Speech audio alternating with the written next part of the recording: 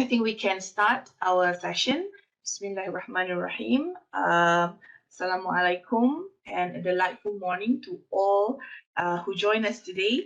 Right, so esteemed professors, doctors, to the distinguished attendees. So we integrate our session today with Umul Kitab Al-Fatihah. Amin, Amin, Ya Rabbal Alameen. So we have our speaker, but maybe he went for break is okay because I just want to welcome everyone in the session first, right? So, esteemed Dr. Thava Kennison, the spotlight speaker for today, and for everyone who joined us, welcome to our third series webinar on Chapter 1, Introduction, Problem Statement to Research Objectives, Research Questions, with template and AI-assisted precise development. Okay, so I am Dr. Ilail Ain binti Muhammad Aznan, representing UiTM Perlis branch, and it's been a privilege for me for become your moderator for this 2 hours enlightening session. Right, so ladies and gentlemen, as you know, the webinar for today is designed to explore the right techniques in developing Chapter 1, including the background of study, problem statement, as well as the research objectives and research questions. But the key highlight is that we're going to explore a new technique using a new template crafted and designed by our very own Dr. Thava, right? So it is now my pleasure to introduce Dr. Thava Kennison, a remarkable individual. This is my third time with Dr. Thava as the moderator for the session. So he has been affectionately known in the field of academic publishing, completed his PhD under 3 years. That is remarkable, awesome, right? And also founded the Proofreading by a UK PhD, and which is now a consulting giant that spreads the knowledge through 33 countries, including the UK, Saudi Arabia, Korea, Australia, and many more. So his passion in empowering research is evident as his innovative approach to academic writing and publishing. He has transformed the way scholars approach their work by providing with tools, strategies that needed to be succeed in high impact publishing. Thank you very much, Dr. Thava. So today he will be introducing his very own template for Chapter 1 writing. So ladies and gentlemen, let us give a warm welcome, and Doctor, the floor is yours. Thank you, Doctor. Fabulous introduction. Thank you so much. It's very nice. I think I need to hire you for my strategic communications as well. Okay, very nice, very nicely done. Thank you. Okay, so very good morning, everyone. And also, first of all, thank you very much to Dr. Kairon and entire team, Dr. Elail as well. Thank you to UiTM Perlis for organizing it. Never endingly, organizing new classes. Okay, always spreading the knowledge, helping me to spread the knowledge. Thank you very much for that, and very good morning to everyone to students from all over UiTM. I think all over Malaysia UiTM. Thank you very much for joining today. I am Dr. Thava, and I think we have 300 plus students today. So many are interested to learn how to properly develop Chapter 1, which is very, very crucial, by the way. So let me look at sharing. Okay, everyone, I would suggest you to open up your chat box, keep it open. So that we can communicate through chat. I don't know whether you can unmute or not. If you can, please don't unmute. Anything we can discuss over the chat box so that it doesn't interrupt the class, the flow of the class. And then we got loads to cover today. Okay, we're going to really deep dive into the templates. For the first time ever, I think I'm exploring 3 different templates within the same class. Buckle up, it's going to be a ride. So let's get into it. And before I get started, just a quick, let me turn off my WhatsApp, otherwise it will never stop ringing. Okay, just a quick question to all of you. Have everyone joined our UiTM WhatsApp group? I think it's the biggest WhatsApp group I have among the 25 I have. For those who know me, I think most of you know me from UiTM, so I don't want to waste my time introducing myself. So let's keep this. So this is who we are. We have officially completed MOU with UiTM, working very effectively for some time now. So we have completed so far our experience over 36,000 documents. We have consulted, coached, proofread, paraphrased, many different kinds. I've learned a lot. The beauty of this job is I learn a lot from my client as well. Not only I teach them, I learn a lot from them as well. So it's ever growing knowledge. Lots of them are theses and articles. So I really learn a lot of cutting edge research. Fantastic thing to learn. And then we work very closely with all these institutions, and we are also an ISO 9001 certified academic consulting firm. No problem. Thank you. Okay, so today we are going to, so basically we had, this is our third class. Okay, losing your audio every few seconds. Okay, is the audio stable for everyone? Please let me know, stable, eh? So kalau stable, then I think Rosman is, you have to check at your end, eh? Okay, I have basically hardwired my PC to my network. I never even use Wi-Fi because I teach a lot, eh? Wi-Fi will fluctuate. So I literally connected LAN cable to my PC so that my connection don't fluctuate. Unless Unify and TM breaks down, that's a different story. Okay, so should be stable. Okay, fantastic. All right.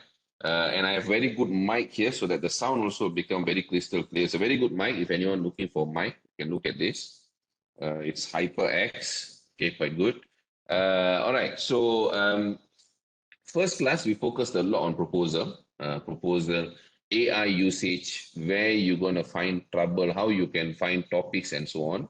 And then second class, we mostly focused on publication, Scopus and Web of Science alike. That mostly focused on systematic review.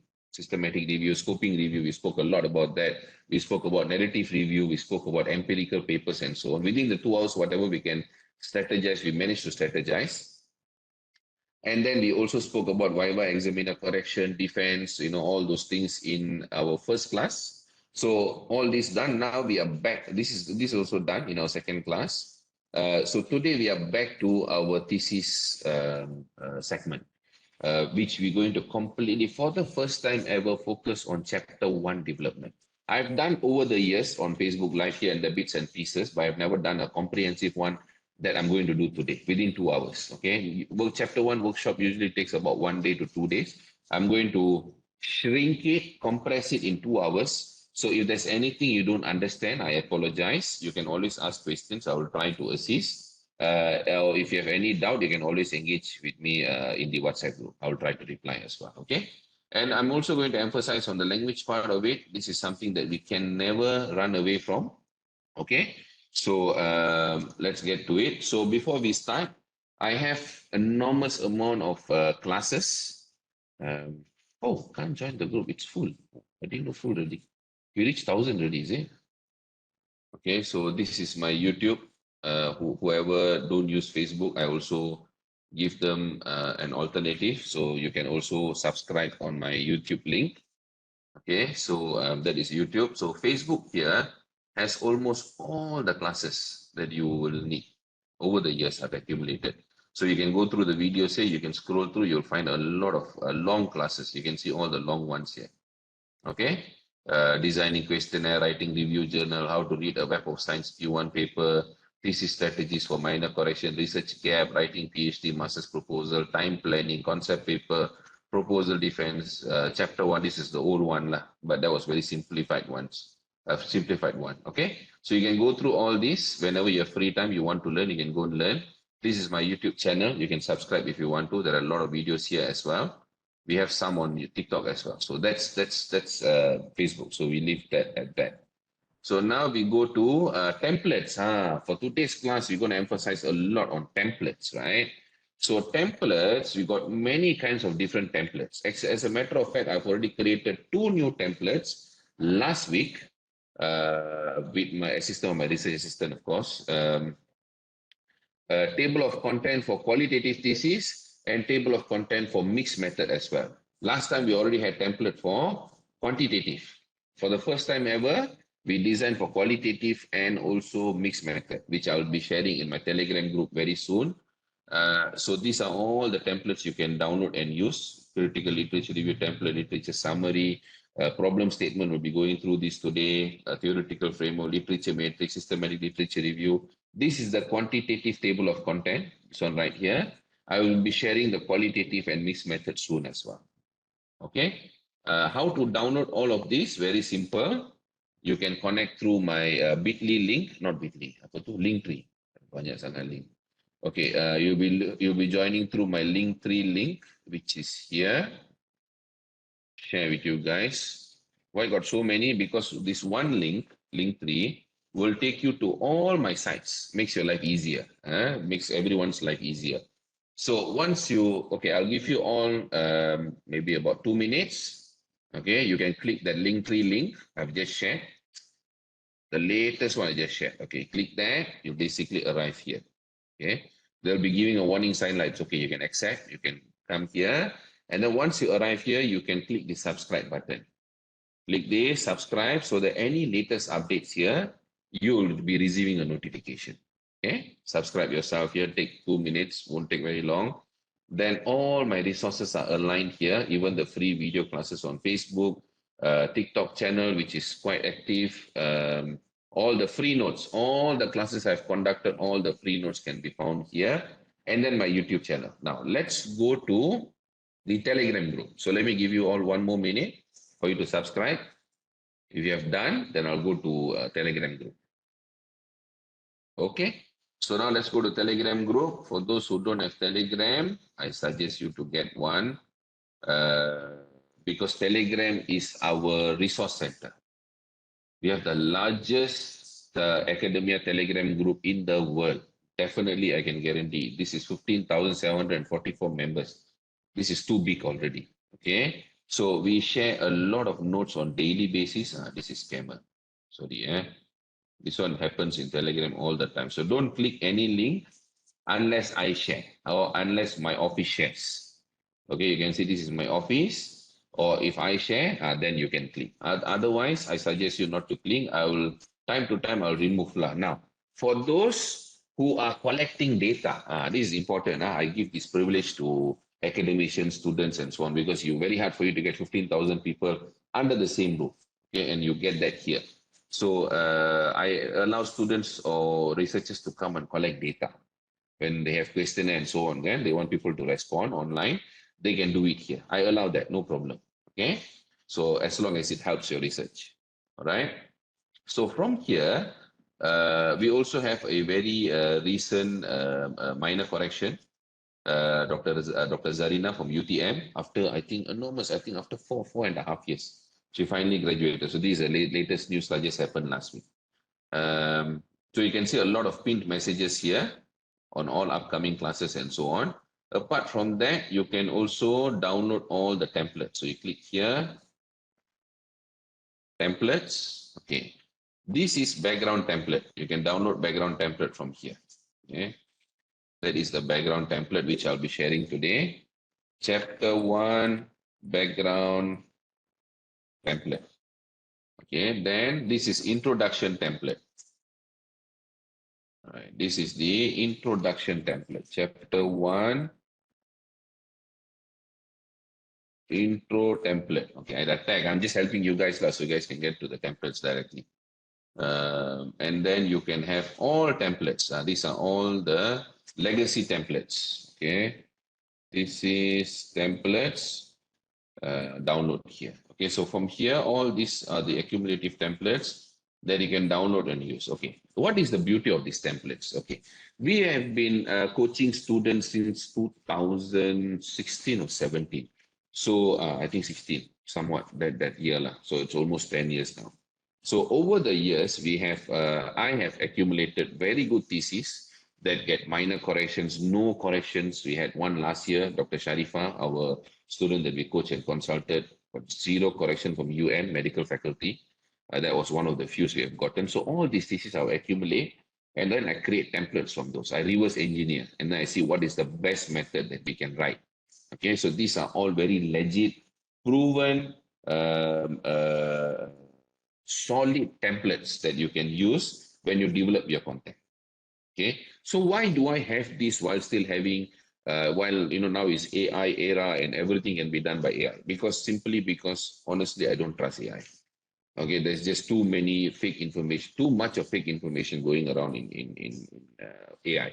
So I still stick to my bullets. I still go with templates, proven theses, legacy thesis that can really get you ahead in your entire journey. Okay, so that is that. If you haven't joined Telegram, I suggest you to join. And everything else you can find here. Like this one link, you can find everything. Okay, so that's that. And now, welcome officially to our online class. If you have any questions, please ask. Don't feel shy. Okay. So today we are going to look at Chapter 1 Development, Introduction, Background Study, Problem Statement, Research Objectives, Research Questions, Significance of Study. Okay, so that those are the things. Let me close my WhatsApp. All right. So, okay, this is, let me move this to this. Okay, this is the DNA of thesis. Okay, the DNA of thesis. Is there a link to join the Telegram? Okay, direct link to join Telegram is also here. Let me share with you guys. Okay, you guys can use that also, right? Okay, so this is DNA. Why am I showing this? This shows the interconnection and the DNA of a thesis. What is DNA? Okay, whatever happens to you, the only thing that will never change in your body is DNA. Of course, your blood group also cannot change, but it all ties down to your DNA, who you are, your gene, and everything. Your flesh, your fat can go, your muscle can grow, your organ can spoil, but your DNA stays the same until end of life. Same goes here. This is your DNA of your entire thesis. This is what defines what you're going to do, who you are, what your thesis is, not who you are, what your thesis is, and by getting one of these things wrong, how it will create a very detrimental chain reaction, okay, to your entire document. Okay. So we look at it, everything is governed by thesis title. Okay. From the thesis title, you will get your introduction, your background, which opens up your problem statement. You see, we always think whenever we get comment for problem statement or problem statement or problem, my supervisor not approving and so on, I always will tell them, check back your introduction and background. Your story flow is not right. If your introduction, background, story flow is not right, then your problem statement also will have problem. It's all interconnected. Don't be very focused on where the problem is. You also need to look surrounding to that problem. Where is the problem starting from? Okay, that's the beauty of PhD, how you tackle a problem, how you break down a problem. So that's why I show this to you guys. It's all interconnected. If you have problem here, go and check how you have written these two, whether it's opening up the right funnel to go into problem statement or not. Because people don't like things that they don't understand. If they don't understand this, they will definitely won't like this. If they can understand your entire synergy while you're doing it, then they can easily understand the problem statement. Okay. Then of course you'll have an inherent problem of problem statement as well, where you don't have citation and all. That one is memang problem statement problem lah. So from problem statement, if you get this wrong, you can see how the connection is going, where the impact will resonate. Okay, will resonate. So problem statement, relevant theory, variables or solution, existing knowledge, your literature, whatever boundary condition you set for your literature review, and finally operational definitions. Okay, so you can see if your problem statement becomes wrong, this will be wrong, this will be affected, this will be affected, this will be affected, this will be affected. And directly, this is indirectly, yeah, and directly your RORQ and hypothesis will be affected. So one way or another, if your problem statement is done, your chapter 1 is finished during your defense, you can already suspect that the chapter 2, most like 3, yes, 3 will have its chain reaction, but chapter 2 confirm will have chain reaction. So that is something you need to accept and redo whatever you need to redo.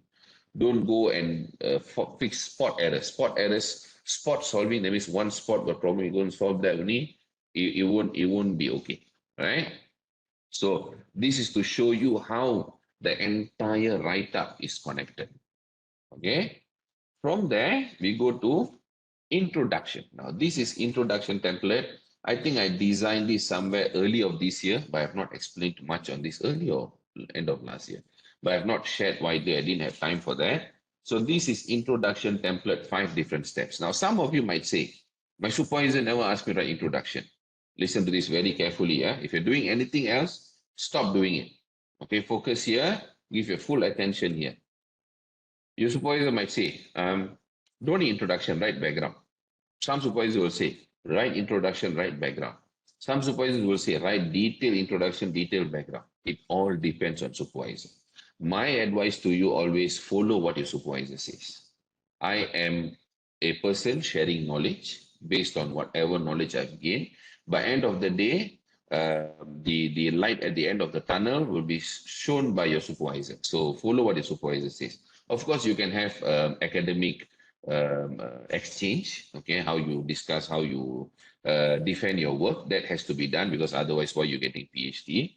But otherwise, this is just a guide, a very good guide. That doesn't mean 100% apply to you. So you can take it and use it if you want. If you want to follow your style, your supervisor style, then you follow. No harm. All right. There is no argument here. Okay. So when it comes to chapter 1 introduction template, there are 5 steps. Okay. So I am taking a sample from 2020 thesis, if I'm not mistaken. Completed already. It's on water policy. Okay, water policy for government. Study from HLP scholarship, PhD student from I think Environmental Ministry, if I'm not mistaken. Definitely Environmental Ministry.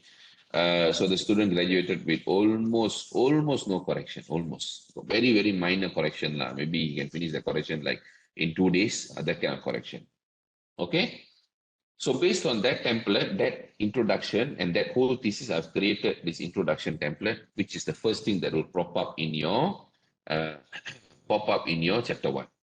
Okay. First of all, your intro. Okay, before we get into it, let me give you a depiction.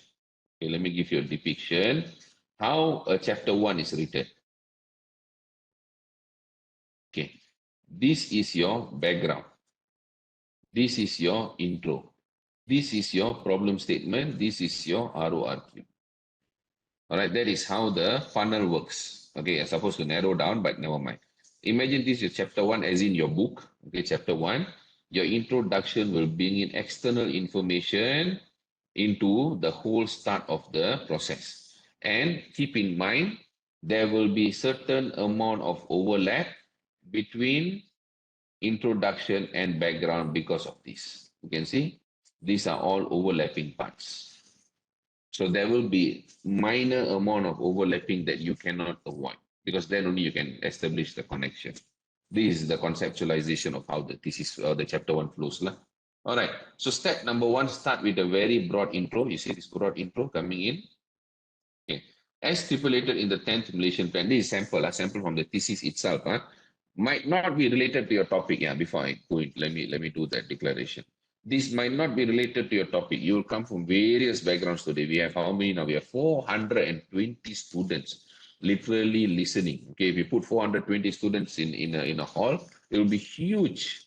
Okay, so definitely you all have your own subject area and your own specialization.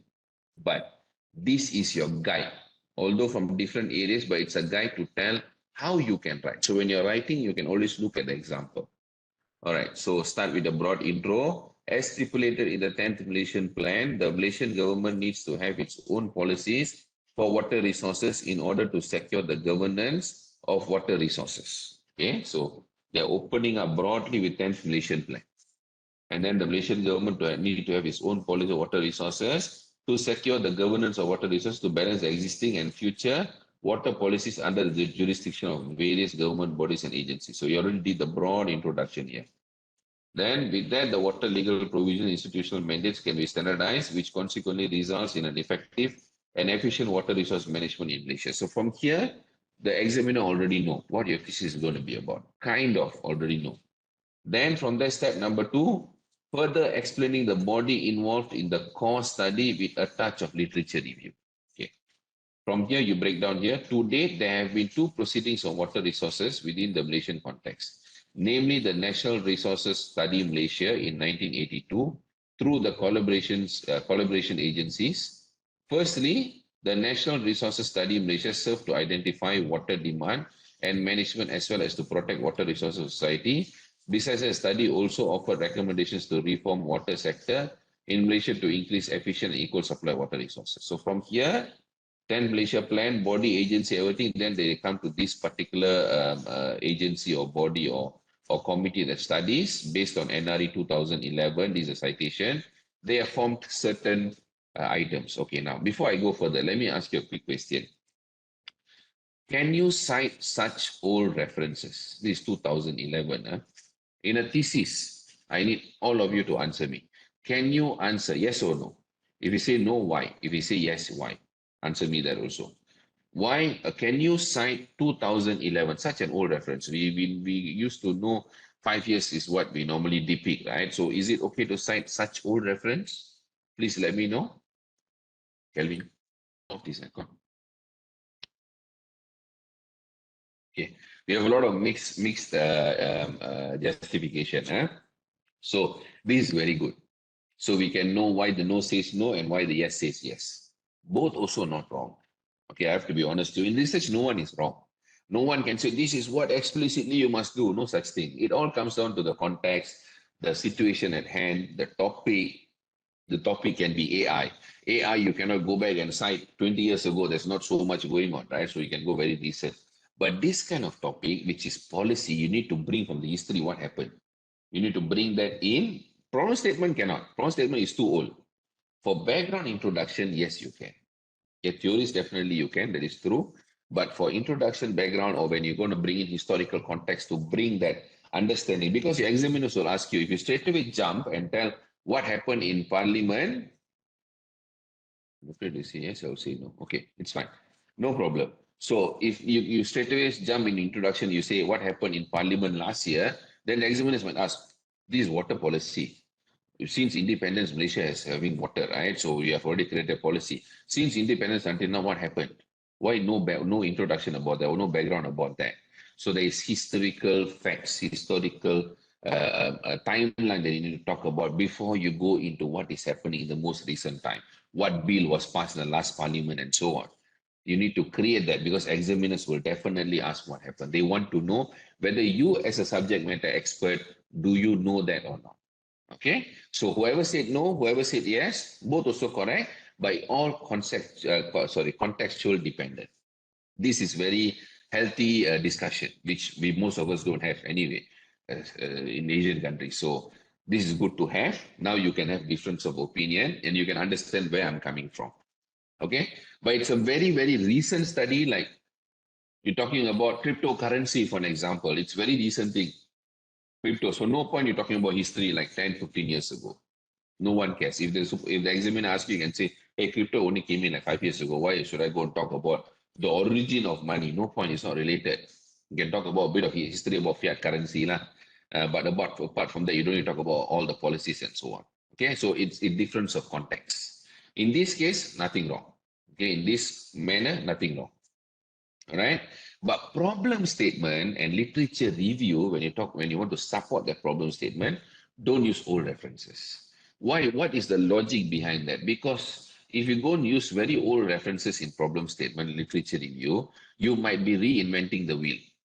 Okay, the terminology goes reinventing the wheel. That means someone had already done in the past 2 to 3 years, which you failed to see because you use AI, which AI gave you old references, and then you were lazy to go and open Google Scholar to search for it, and then you cite all of it, problem statement with all the old references. I'm telling you example.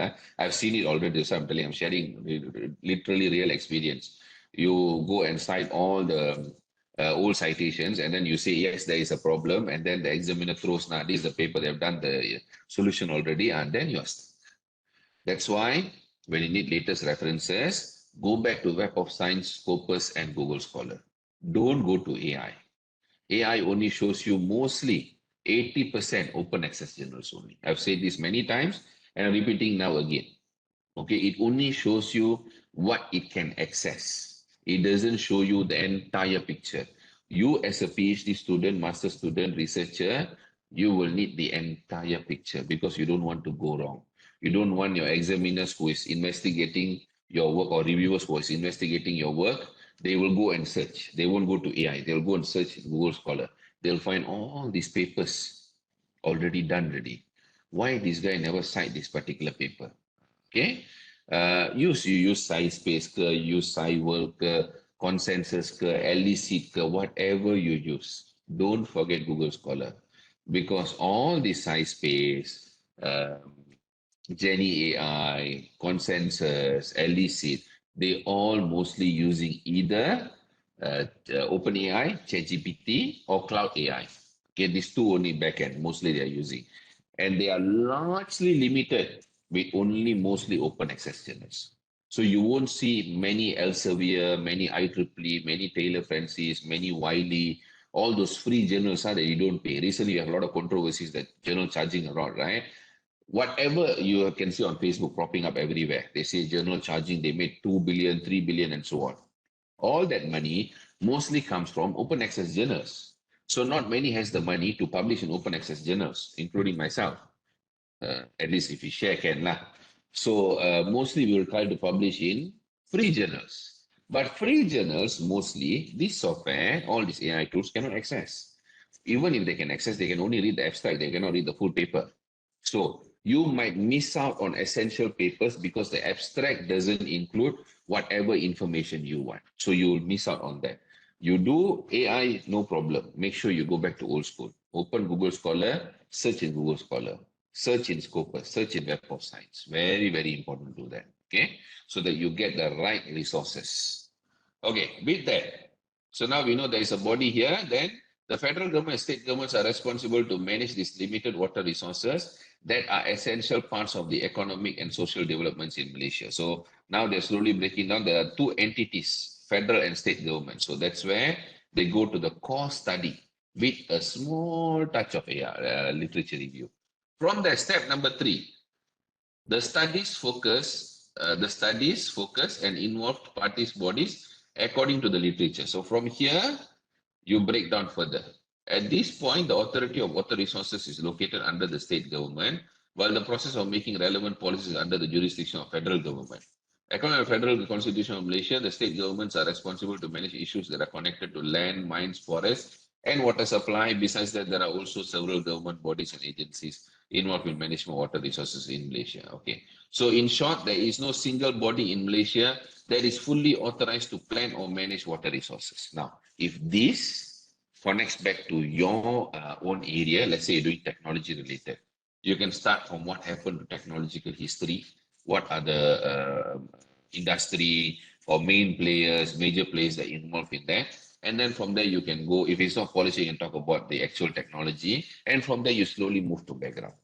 So that is the funnel. Nabila, how many years back are considered recent for problem statement literature? Okay, to be honest to you, you go from the latest to 5 years. Okay, you go in descending order. Am I right? Descending order? Yeah, I think descending order. You go from the latest to 5 years back. So you go from there. So you get all the latest papers. Never go for that. Again, I'm telling this, I'm emphasizing this. A lot of people are suffering out there. They don't tell out. Okay. We know because they come back to us for coaching and they miserably fail, they turn back to us.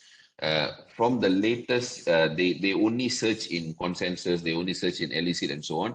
They are not looking at the wide space papers that are in Google Scholar, Web of Science, and Scopus. So you do AI, it's okay. Make sure you go back and search in all other databases. AI is not comprehensive. Okay, understand that. Uh, so that's to Nabila. Alia, should step 1 covers broad intro, globally just in Malaysia? Depends on your topic, Alia. This is talking about Malaysian water, so no point you talk about global. If your topic is not related to related to Malaysian policies and so on. It's more global topic like organizational management, human resource, and so on. Then you can include global information. Okay, then Rosman Saluda found ChatGPT turns out fake or non-existent reference the result. Any advice how to limit this kind of responses? Cannot. Cannot. Let me show you. There is a very famous science channel. Let me see if I just one moment.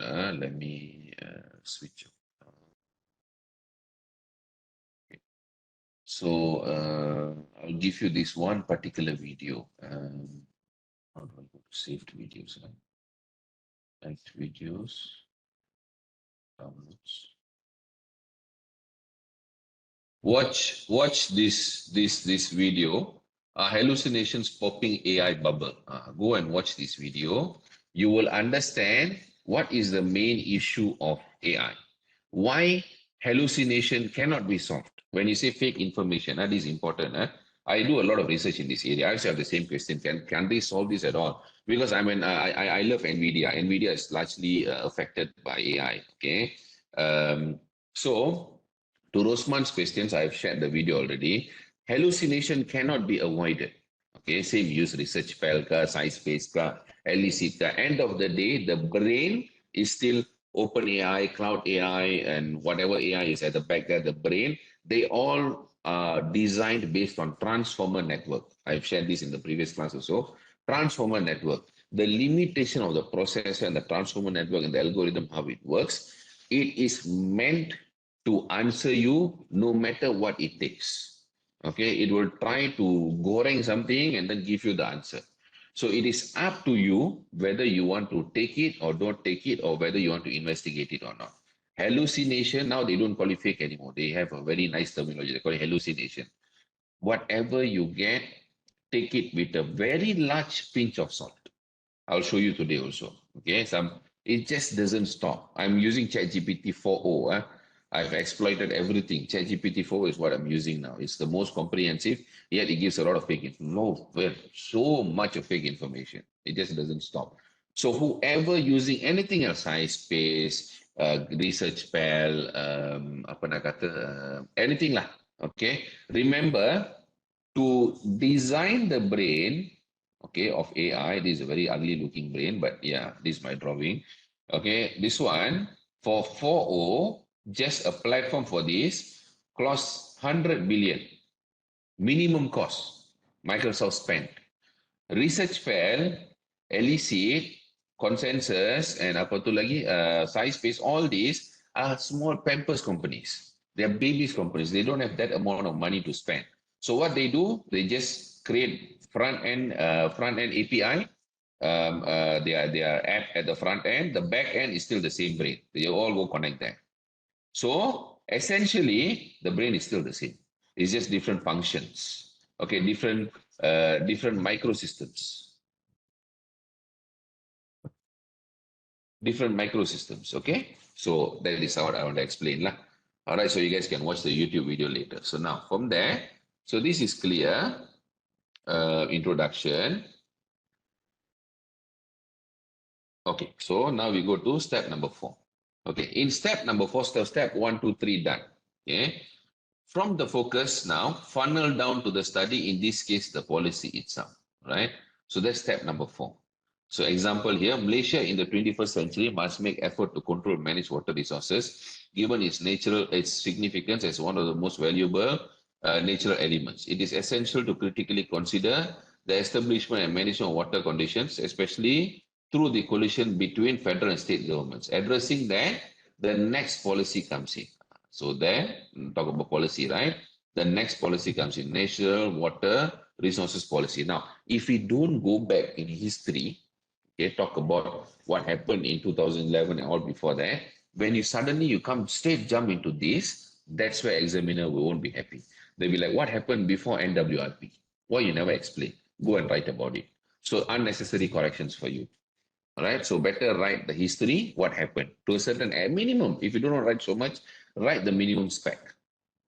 National Water Resources Policy was established based on the coalition focuses on water-related issues. Sorry, let me correct that. Only if your topic requires history. If your topic don't require history, you don't need to write so much history. Okay. So federal and state government, NWRP clear. The main objective of this coalition is to ensure that the development of water policy is secure in the long term and benefit society. So that's the whole introduction. Now, step number 5.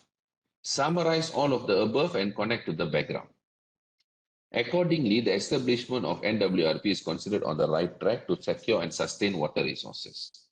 This policy addresses water supply, water for industry and services, and needs of society and its environment. Therefore, the Minister of National Resource Environment captured the importance of water resources based on 4 main guidelines. These are the guidelines.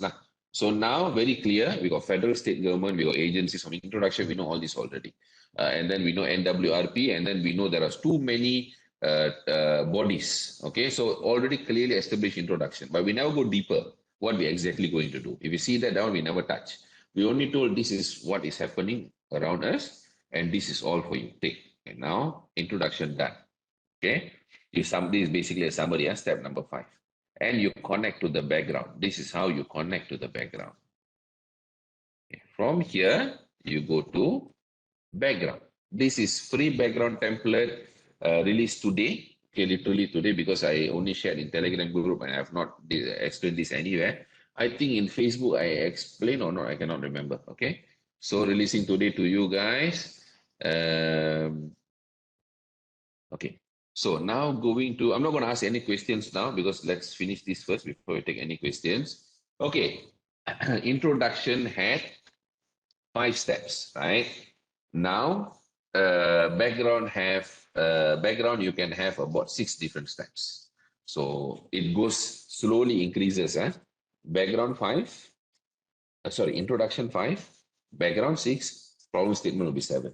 So 5, 6, 7 steps. All right. How many pages suitable for intro? Uh, Actually, to be honest, no one can answer that. It all depends on individual topic. Some people don't even write introduction, to be honest to you. Some straight go to background, they write like 6, 7 pages of background. This one is basically splitting that function, giving introduction a bit, background a bit. So it's more structured. Okay. Now, coming to background, step 1, connecting back to the introduction. With a land area of XXX, Malaysia is a democratic country that consists of 14 states located in humid tropical region with ample of water supply. With ample water supply resources, the importance of water resources is broadly classified into 3 core applications, namely internal usage, industrial and services usage, and agricultural usage. Okay, so now you can see background is breaking it down further. What do we have? Where do we stand in terms of water? Okay. Further diving into key factors shared in introduction. The Ministry of Natural Resources and Environment was established to review the national water resource study between this time, specifically to work on the jurisdiction of state and federal government water resource governance. The state government plays the main role of water resource management, while the federal government mostly responsible for planning and development of policies. Step 3, breaking down the key factors. Apart from the main actors, there are numerous government bodies and agencies that are collectively responsible for the components. Okay, then you have Department of Irrigation, which develops and so on. So what are we doing? We are further breaking down step by step. We are slowly going into it. Okay, now, some people who comes from industry, who comes from ministry, when they become PhD student, or even for masters, when they become PhD student, this is the struggle they have. They will be thinking, why should I write so much? Because you have to understand, you cannot simply go to PhD and tell, I want to do this, or I want to do that.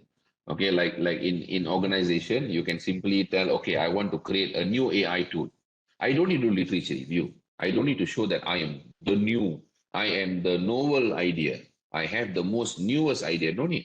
You can just copycat. SciSpace can copycat what you call the Elicit and put all the like very simple. Instagram copy TikTok. That is real. Okay. Instagram copied Snapchat. That is story. They don't need literature review because no one cares. You're not working towards a PhD degree. PhD is supposed to be given to a candidate who could do a very new idea that no one else can do. That's why you need to write so much. That is the logic behind it. People still don't understand it. People in industry, I was in industry also. I was in Telecom Malaysia. I was in the UK for many, many years in industry also. And when industry, we don't do all this. We get straight to the point. We just do 10 slides for proposal. We go and we get money and come back. That's it. We don't do all this literature review because we are not inventing anything new. Okay, we are basically innovating. That's it. But here, we are really creating something new that no one else has done it before. Because if they have done it, then it's not PhD worthy. That is the difference always you must have in mind when you're writing this, right? So that's why we are going step by step to create the story. Okay, now, so here we have already gone through slowly, but you can see a lot of overlapping information, right? That is what I've drawn here. If you remember this, I drawn earlier. So introduction and background will have some overlapping. When we design, when we coach, that is how we will think. There will be some overlapping. Not everyone will have this thought in mind. Like even within our organization, I have like 118 different consultants now. Not everyone thinks the same because they're all trained by different supervisors. So you cannot expect everyone think the same. This is how I was trained. So this is how I think. Okay, all right. By end of the day, if you get to the point, then it's good lah. Okay, so that is step 1 to 3. Now from background, we go to step 4, 5, 6. Okay, what are the issues with the existing factors? According to existing acts and guidelines for water resource management in Malaysia, certain state governments possess more regulations and some even overlap with one another on several occasions. You see, slowly I'm talking about overlapping. You need to give the small pinch. Like you need to, what do you call that? Sprinkle. You need to sprinkle your problem, and then you give the full-fledged blasting in problem statement. Don't talk a lot here because then you'll be repeating a lot in problem statement. Some sprinkling already overlapping issues. So connecting existing solution to currently available solution. Hence, the formulation of NWRP is a strategic move towards ensuring the demands of water for all sectors in Malaysia, where the policy provides a clear direction and various strategies in water resource management to ensure the security and sustainability of water resources. So that's why NWRP was introduced. Then, before we go into problem statement, step number 6. Though existing solution available, what is still the problem? So you need to, this is where you open up the door. If your examiner don't read and follow this, then they will surely say your problem statement got problem because they don't understand what you're doing, what you're trying to do, why you're doing what you're doing. They won't understand.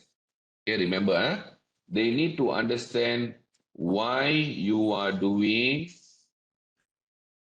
what you are doing. Always remember this in your mind. If they don't understand the why of what, you're gonna have a problem. Okay, this is a very important statement. Why you are doing what you are doing. That's what we're trying to establish here. Okay, so we can put that aside. So there is a series of activities in the public policy process. The government bodies will first identify public concerns. Thereafter, the government bodies will prepare alternative course of actions to present their proposal at the cabinet level. Major policies in Malaysia are required to go through the procedure of getting approval from the cabinet. Prior to cabinet approval, the proposal should be circulated to the related federal government bodies and agencies for their comments. In this case, the proposal will be circulated to the leading federal government agencies, namely EPU and DOE. Conclusively, this proves that the integration of these formal institutions is important to ensure smooth administration. So already talk about overlap, then we further sprinkle, and then we give this statement. So that's how you connect to problem statement. Okay? Any question before we go to the next part? This is too much for you to absorb, too much for you to understand, don't worry. The template is in Telegram group. I'm merely explaining it to you in the way that I understand. You can always go back, study the template, go and write on your own. Okay? Yes, you can, Amiruddin. There was diagram in this thesis. It's just that I never add. There's no space in the template. Okay, so you can add, for instance, a diagram to show the three core. Yes, you can. The more diagrams you add, the more apa nak kata, the more effective would be your explanation because people can see. People like to see visual. Okay, where is the Telegram doctor?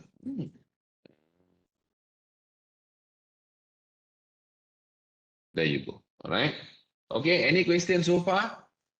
Hope it's not very confusing. Okay. All right. Fantastic. Okay. So we will take a break very soon, but let's talk about literature review and background writing. Okay. In the background writing and introduction writing, statistics are very, very important. Very, very, very crucial. You must have statistical information. I have another template for that. Okay, I've given all the links already. You can find it in Telegram group.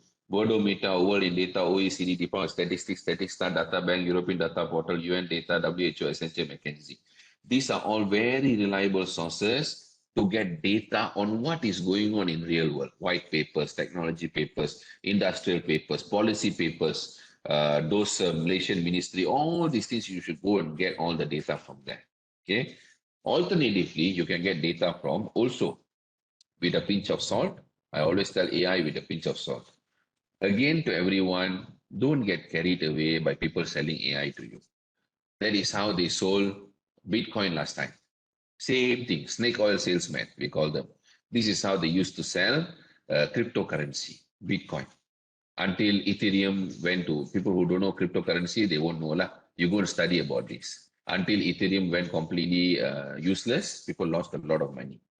Now the next hype is AI, but hallucination at the processor level of NVIDIA creating chips, they cannot solve it. Okay, because it's a fundamental problem, the way that the neural thinks, right? So this is a core problem. So whatever you do, AI is good, but take it with a pinch of salt because AI is good for writing letter. Okay, AI is not very good for academic research. I'm being very honest to you. All right, so let's go to Chat GPT. Okay, before we go to, okay, I think we can go to Chat GPT first. Lah. Okay, let me go to Chat GPT. We go to background. Okay, so background here, this is how I create funnel. Okay, I literally pay ChatGPT 4.0 how to cater differences in writing background or study between SNT and social science, science and social science. Actually, to be honest to you, the funnel is the same. My background is SNT. I can easily write a background for social sciences now. I publish in papers social sciences. My background is telecommunication engineering, optics, and physics. That's what I did. So essentially, if the facts are the same, you can write. It's just different funnel. It's just the same funnel. It's just different inputs. Okay. All right. So I want to get data. This is 4.0. I pay about 120 ringgit, 110 ringgit per month just to run classes, just to teach how to use it properly. Because many people are wrongly abusing it. And many people are teaching for free for them to make money to sell books and sell classes and so on. I saw the other day people charging 400 ringgit to teach ChatGPT to write thesis. I don't even know why they have to pay. It's all there already. Why you want to pay? It's very easy to find out whether it's telling you truth or not. You just have to prompt it properly. This prompt is not rocket science. I tell you honestly, yeah, this prompt is not rocket science. You go to 3, 4 YouTube videos, you can learn already. Okay, so don't think that this is very complicated. It is not, and don't waste your money.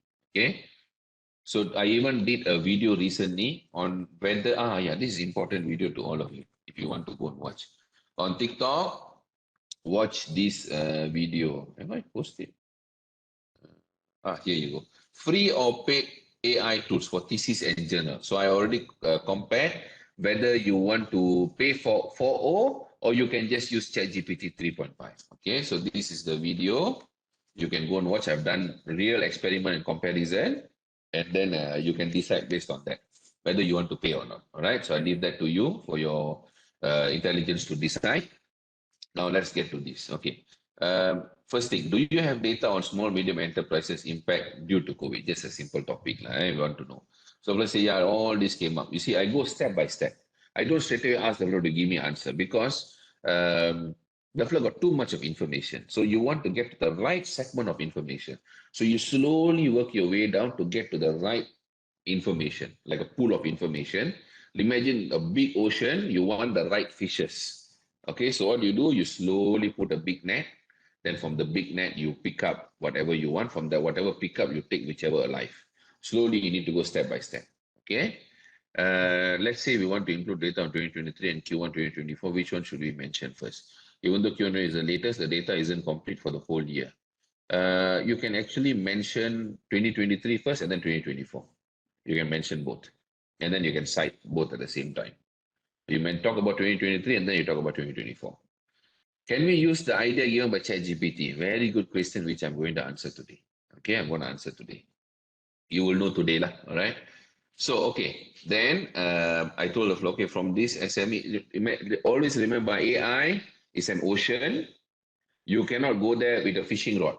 Okay, you need to go with a net. From the net, you catch all the fish, then you put a fishing rod. You take the one that you want. Once you take the one that you want, you must see which one alive, then you pick up the best one and then you move. All right, that's how you must do. That is how AI works. All right, so now I'm putting a net. And then from the net, then I go, I would like to have industrial white papers on small, medium enterprises impact due to COVID in Malaysia. And they'll give me all this, American Institute of Physics, World Bank, all this. Okay. Then now I'm putting a fishing rod. Based on the sources above, give me the key data points. Okay, now I'm putting the fishing rod. Okay, April 75% SMEs, revenue drop, SMEs was around 50%, all these things. So I want more data. So I get to the right information. So next thing, more statistical numbers related to the above topic. Then the give me lah, all this information. Okay. All this you can take, but make sure you investigate lah. I'll tell you how I investigate. Okay, then the next information, apart from the sources above, do you have any key sources from other white papers? Okay, from other white papers, then they'll give me this. Certainly here, additionally, is the last bit of the funnel. I get to the core of the information. Here are the additional key sources from other white papers that reports on the impact of COVID-19 on SMEs Malaysia, impact of the COVID-19 pandemic on micro, small and medium enterprises in Malaysia by Asian Development Bank. Very, very powerful institution. Asian Development Bank is like World Bank, a sub branch of World Bank will be Asian Development Bank lah. Okay, and this is the information. Okay, the report provides detailed statistics of financial and operational challenges faced by SMEs in Malaysia. See this very carefully. It includes data on revenue losses, workforce reduction, and the effectiveness of government interventions. Okay, this is what I want. It makes my life easier. Who doesn't want? Of course, I also want. We take the ethical part of it out of the question. Okay, I'm not here to talk ethics. Ethics, you talk to your graduate school or your supervisors. That one you decide. Okay, I am telling you how to use data properly and carefully. That's my role as a consultant. When I see a lot of problems cropping up, then I come to the world. I tell this is all problem. Please don't get into this. Don't trap yourself. Okay. So now I'm asking you the first question. You see all this: 75% SME experienced significant drop, 60% SMEs reported difficulty accessing financing during pandemic. Government support was crucial. Okay. So can you just copy and paste this into your chapter 1, your background? Let's say you're doing SME and you're doing COVID and so on. Let's say you're preparing for the next COVID. So you're writing a thesis on that. So do you think you can just copy these 2-liners, put in your background? Is that okay? I'm not talking about ethics. Forget ethics. Leave the ethics out of it. We don't talk about ethics here. Okay, one say rephrase. Say no, no, cannot, no. Okay, rephrase is a very different answer. Yes, okay. Check the data, no, and need rephrase, okay. Yes, can, okay. Find the source, okay, that's very good. Yes, can, provided with cross-check, okay. I only take the key data point, okay. Rephrase and expand, all right. Cross-check the source is unknown. Yes, rephrase, find the source, okay. We find the source first. So now we go, actually I have the PDF, but now we find the source first. I don't want to take a shortcut. We go to the reality, So this is it. We tambah a bit more lah, okay. Asian Development Bank. Okay. This is the paper. See, Asian Development Bank, impacts of COVID-19 pandemic, micro, small, and so on. Okay. The good news is the news is there. I mean, the last time 3.5 was worse. The paper also won't be there. Like literally the citation also won't be there. The flow give citation, it won't be there. Still, until now, got the problem you can find, but not as bad as 3.5. Okay, so if you don't know the version, ChatGPT, they had 3. I think did they have 2.5? Very long ago, I think they had. Then 3, then 3.5, then 4, now 4.0. 5 coming soon. I'm using 4.0 now. Okay, so now from this, I download the Fleur. So at least it's there, lah, which is the good part. I really appreciate that. Lah. So it's already there. Okay, now let me move on this. Very disturbing. Okay. So now this is all the information. Now I'm lazy. I don't want to go through all this. I'm being very realistic. This is how we are. We are humans. Now let's say I'm lazy. I don't want to go through all this. So how do I find out? Okay. I go back here. Where did I? Yeah. Push this here. Okay. So 75%. So I take this. I go back here. Control F. Close. Okay. I search for Control F. 75%. There you go. The information is there. Okay, let's see. Bangladesh is known for high performance export-oriented garment industry, consists of large-scale factories and accounts for 75% of the country's foreign currency earnings. Okay. Here the first say, SME experience significant drop in demand for their products and services. SMEs, I don't know why the are talking about Bangladesh, large-scale factories. Okay, does it not relevant, not even a 1% relevancy there. Okay, let me go to the next one. Oh, no more. Don't have. There you go. For those who say you want to simply take and rephrase and patch it in, if that is what you have been doing, I would recommend you to go and recheck. really the information is there or not. Okay, all right. So next we go. Ini chat GPT 4.0 bukan free 4.0 Okay, 60%. About 60 SMEs reported difficulty accessing financing during pandemic. Cannot get financing. Okay. We go back here. We open. I'm teaching you the laziest way possible. The laziest way. Okay. Back 60%. I'm not asking you to read the whole thing. Just check the source information. Go 60%. Oh, it's there. Okay. Nearly 60% of the sample firms have adopted online sales and they account for 21% of sales revenue. Note, however, the percentage of online sales varies considerably both within and between countries. Okay. What did I say here? 60% SMS reported difficulties in accessing financing during pandemic. Here, 60% sample firm adopted online sales. Where is the connection? I really don't know. Okay, let's find. There are more. Okay, this one. What's the employment, sales, and cash flow? Was the number of permanent employees at the time of survey less than 40% of that in December 2019? More than 40%, more than 60%? Not relevant. Not relevant. See, decrease in permanent employment. What is this? This one is, again, difficulties in accessing financing. This one, decrease in employment. Okay, no connection. What happened lah? 60%. Okay. Decrease in permanent, decrease in permanent, decrease in employment. Estimated function excluding employment, also employment. Nothing related to financing. Nothing. Done. Search already on. All throughout. I've done it already. This is what I do. I do this for fun. I really want to learn how it works. And whenever I find new information, I share in the class and I share as video. So people don't get carried away like how they got screwed during the cryptocurrency run. Okay, cryptocurrency, a lot of people lose money. Here, a lot of people losing their PhD. A lot, people don't know. A lot of incidents happening. Okay, I'm checking on, I'm getting news blasting on daily basis. All right. So how to get references of ChatGPT? You can tell, you can prompt here, please provide all the sources for the above information and the flow will try to give you. In the previous class, I've shared already how to prompt that. Okay, next thing, if you use free ChatGPT version, what would main difference? Okay, you go and watch this video. I already given the link just now. In my TikTok, I already did comparison. You go and watch that, you will know the difference. Okay, real research will always require thorough checks. You are right. Try to ask ChatGPT how do they get that percentage, and the flow will goreng again lah.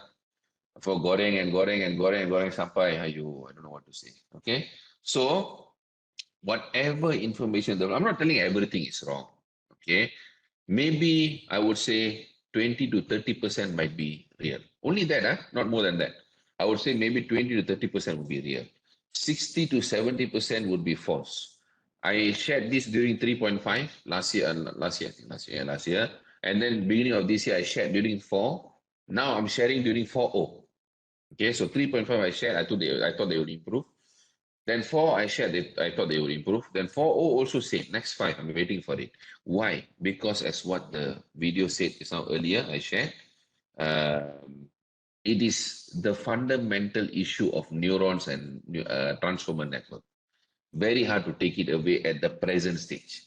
That's why ChatGPT is suitable for every other applications in the world except research because it gives fake information. Therefore, organizations like Dutch Lady, Maxis, all these companies, they have already banned the use of AI. In their own company, they ban, they don't allow. That's the first thing. Second thing, I'll tell you why. The first reason is fake information. Second thing, I'll tell you why. Because people have presented at higher level, take information from ChatGPT, this kind of percentage they went presented, and then they get blasted during very huge meetings. Okay, very, very huge meetings. They talk about GDP data and so on. So all fake, right? So whoever using it in whatever platform, Perplexity, Jenny AI, LEC, whatever information the flag give you, go and read the paper. Download the paper, go and read between the lines. Is this true or not? You know why? Because examiners, when you already sign, they will go and read the paper. They will find the paper. Some supervisors, even they do. Some supervisors who don't do. That's why you get rock bottom from your examiners because you think that they won't read. But when you go to examination, there are 2 to 3 examiners. Everyone behaves differently. Some people might capture here, some people might read here. You don't know where your doomsday is coming. So better you open up the paper and read. I'm not against using this. Use it wisely. You know, got problem ready, use it wisely. Okay? All AI are the same. Okay, full stop. Now, why this problem happens? Okay, no, why the problem is I explained already. Okay, now the next thing, if you want to go read this blog. This is a very very good blog on ChatGPT and all what do you call that? All AI related information. Very powerful website. Okay, read this.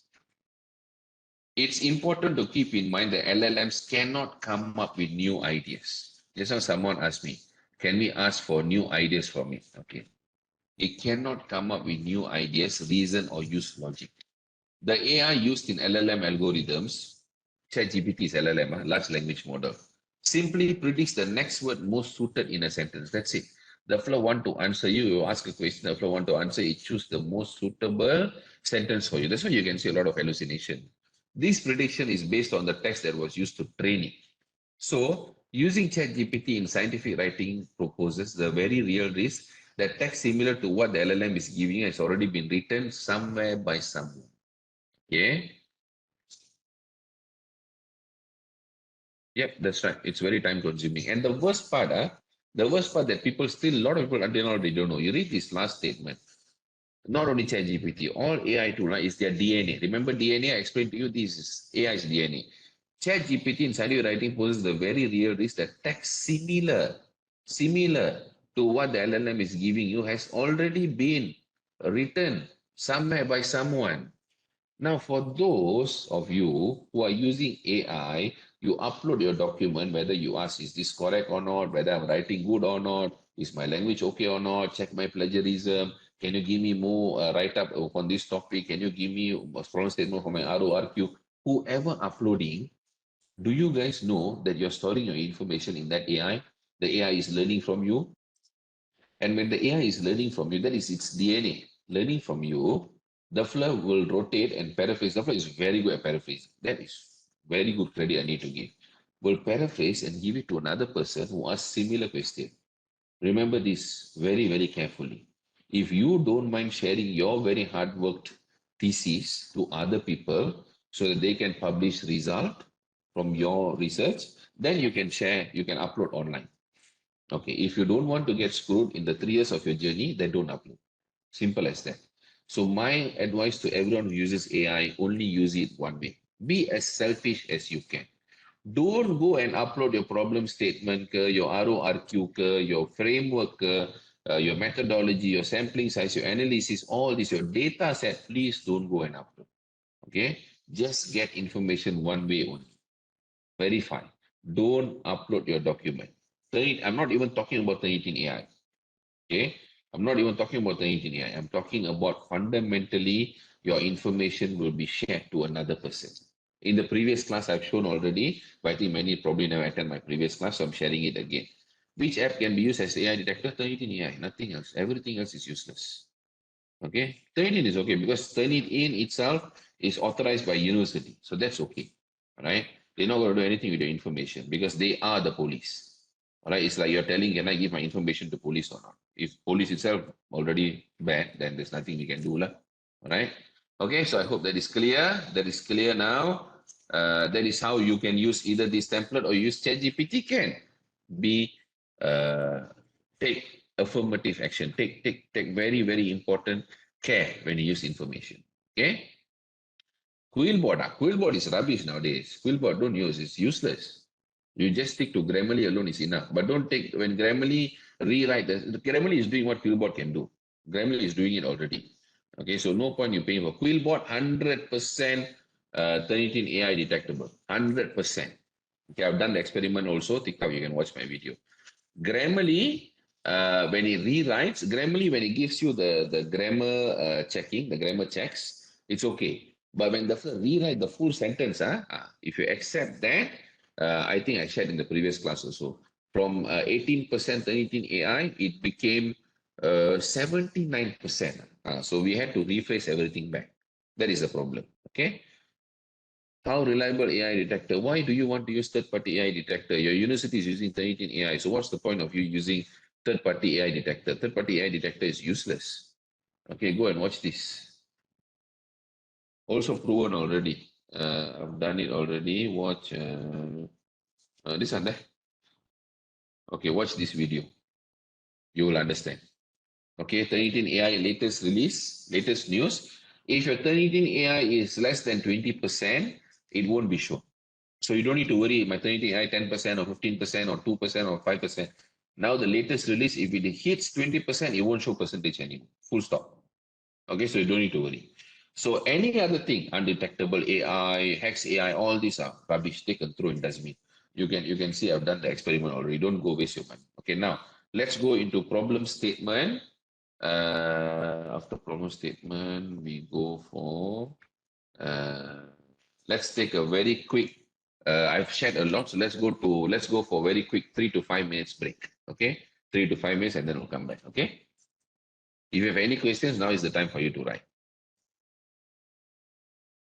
Right, for the time being, I think everyone can still submitting the questions. So we are having a break for a while.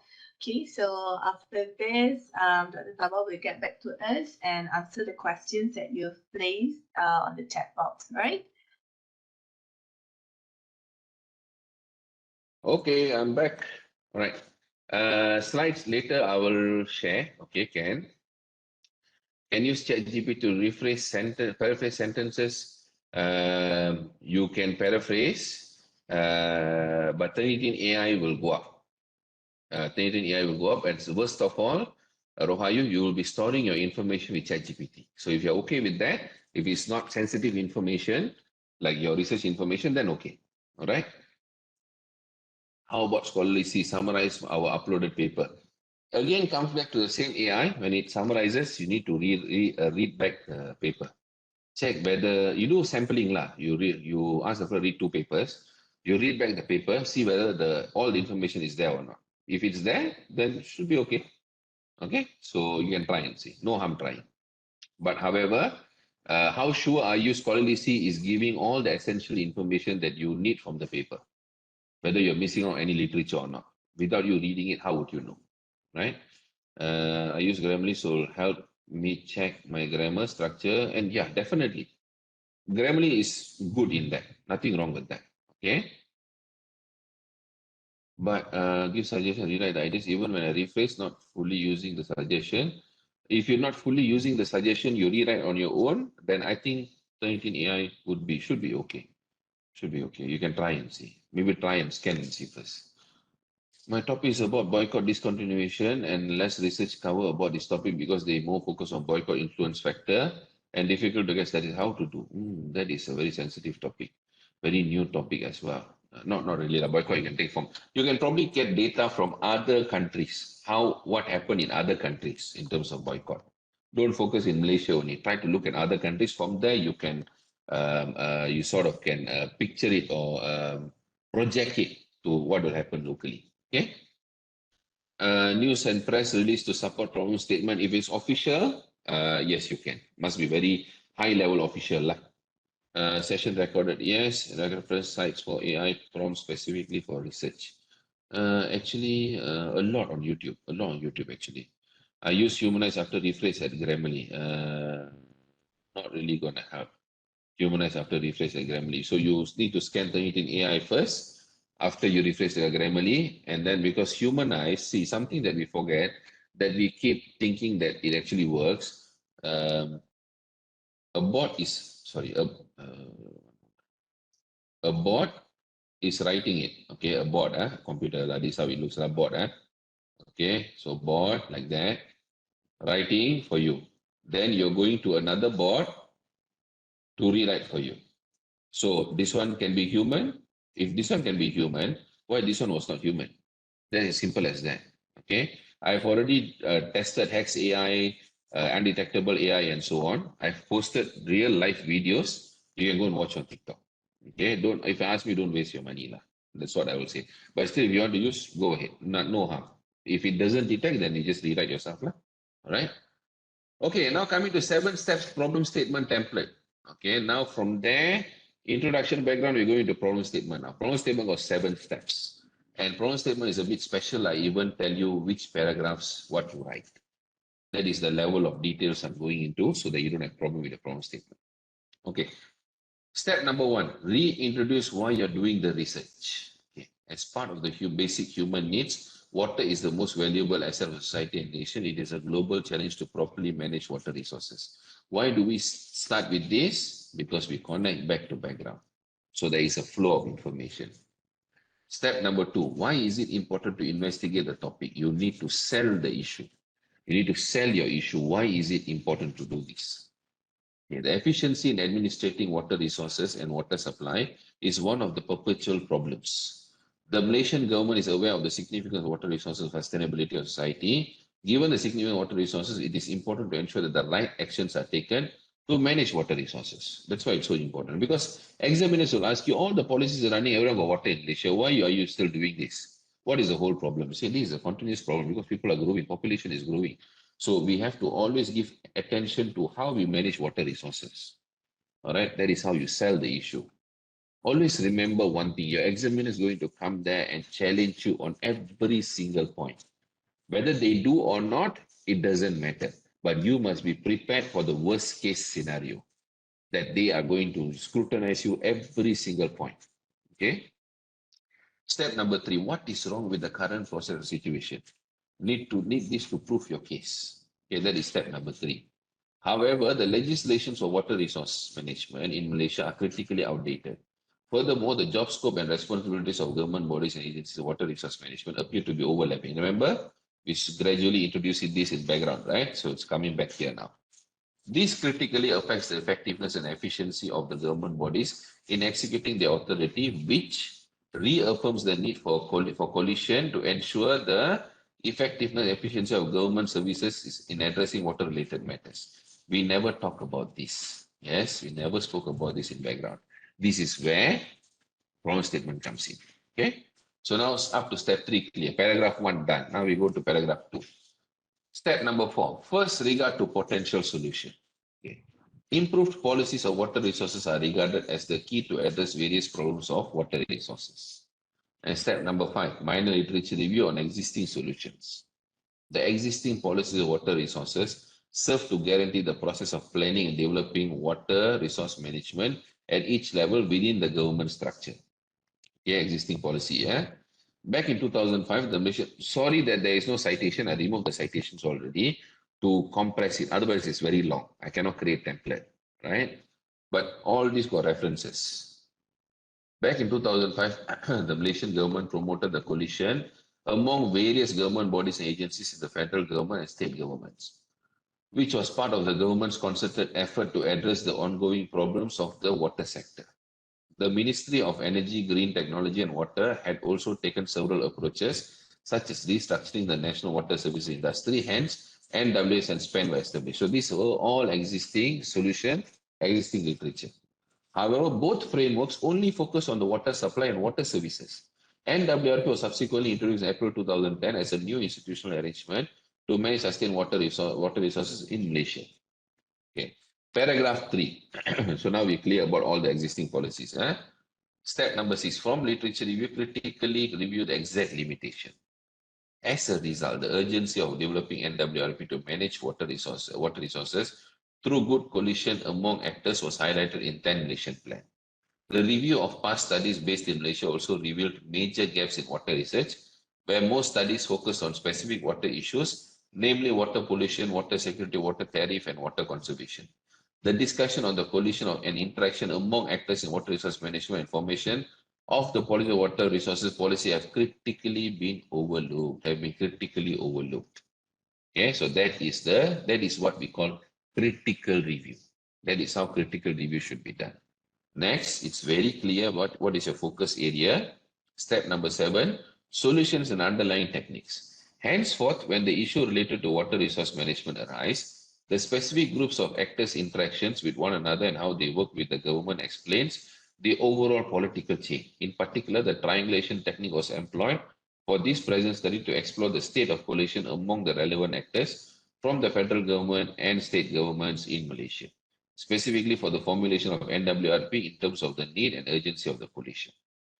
So almost very clear what exactly we are going to do.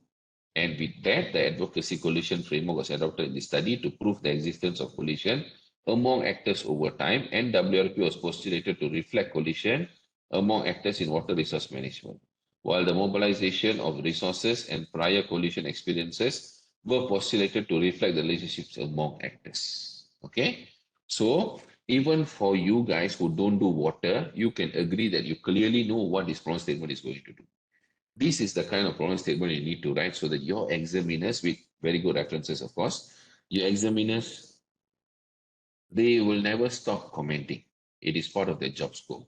But at least the comments won't be massive. Like redo your whole problem statement. Like I don't understand what is going on. With this kind of introduction background problem statement, they can clearly know what exactly you're trying to do. Okay. Now coming to Lisa, if we sell the issue, do we need to cite as well, or is it is basically from us as a researcher? The critical review part. Okay, the critical review part. You can do it without citation. Usually how Dr. Thava review the exact limitation. This is the exact limitation. This is where your exact limitation comes up. So if this particular part is not in a problem statement, then it's going to be a bit difficult. Some people will say this is not enough. Not enough, and then you figure out what else to do. Lah. But this is how you start with. All right? Okay, some people say this is good enough. Then in RORQ, you can expand and tell what are the scale of problems you're going to solve. Okay, so from here, it is very clear what you're going to do, and then we can go into RORQ, right? Okay, do we need to cite every sentence that we write? If you take the sources, let's say here, all these, no, not, let's say this, all these sources, if come from one citation, then you need to cite at the end here. Okay, so that is important. But however, I need to emphasize one more thing also. The reason I had a case last week. Chapter 1 required complete rewrite. The chapter 1, chapter 2 and 3, the student wrote herself. Okay. But chapter 1, I don't know why, the student wrote 100% from Jenny AI and ChatGPT. She combined both. And the problem statement was a disaster. Okay. She had to redo the whole chapter 1. And because of that, her framework, which is good, but the researcher, the examiners don't recognize the framework. They wanted to redo everything because the chapter 1 doesn't make sense. Okay, so they still cannot comprehend what she's trying to say. Problem statement has to be like this for a thesis. Okay, has to go step by step, take you through down the funnel. Okay, okay. Why proposal defense or Viva gets screwed most of the time? Very, very important segment. Problem statement has no compelling reasons, not persuasive, not selling enough. Okay, which what I told you is how to sell. Lah. Poor choice of topics that no one cares about. No connectivity between the study and the problem statement. And very, very important is to have very good language. No matter what you use, whether hire a person to proofread or you use Grammarly. But Grammarly, again, don't take the part where it rewrites the most. If it rewrites the most, unfortunately, your Turnitin AI 100% will go up. Okay, 100% will go up. This is the latest release of Turnitin AI.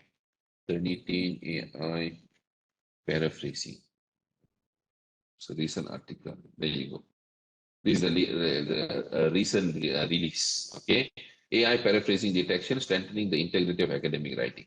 So they have basically rebuilt the whole algorithm. They have since last year it was already there, but now it's more stronger.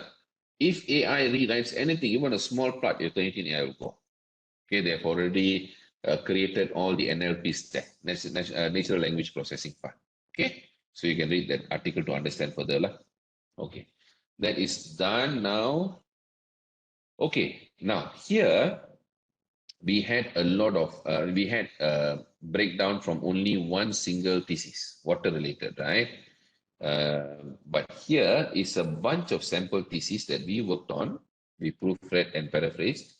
Most of it you can find, but this is a bit old. I never had the time to get a very new ones. I have already, but I have not time to upload yet. But you can go through. You can find a lot of theses that might be good for you. Okay, this is what we do when it comes to proofreading, editing, structuring, or paraphrasing. So we shared the tracking page and we give you the title. If it's related to you, I tell you already which university, which faculty. You can get in touch with their, I cannot give you the full thesis. That I cannot do, unfortunately. But you can contact them and try to see whether you can get a copy or not. So there's like a bunch of it here. So different areas. Example, this is social science, Utah, This is service quality, social science, customer satisfaction. This is philosophy, determine customer loyalty, tourism, then you got philosophy, social science, Islamic banking, accounting. This is Thailand University, employment discrimination, um, teacher formative assessment, UUM, social science, engineering. If you're on engineering, there's some example here. Humanities, there are many like humanities, UK University, accounting, and so on and so forth. So you can check through all this. You can pick up any sample you want. You can contact the universities. Okay, you can go through this. I really don't know. 36,000 plus documents already. I really don't know. Sorry. So you can go through this link.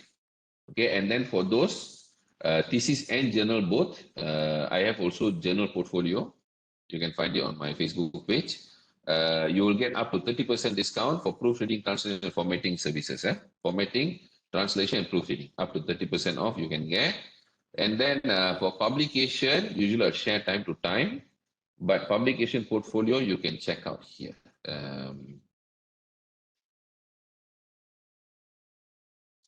This is publication. Okay. But this is also not updated. I think updated last year or the year before. But you can find all the papers that we coached, consulted, proofread, and paraphrased. Okay, all of it are here. If it requires references, and I mean, if you require any latest references, you can go through here also. Okay, so I'll leave that to you guys. But this is very hard to get, lah. This compilation is very hard to get. From here, you can detect what you can see. It's a lot. You can detect which will be the most appropriate thesis for you. You can get in touch with that particular university. Okay, all right. So I hope that is clear.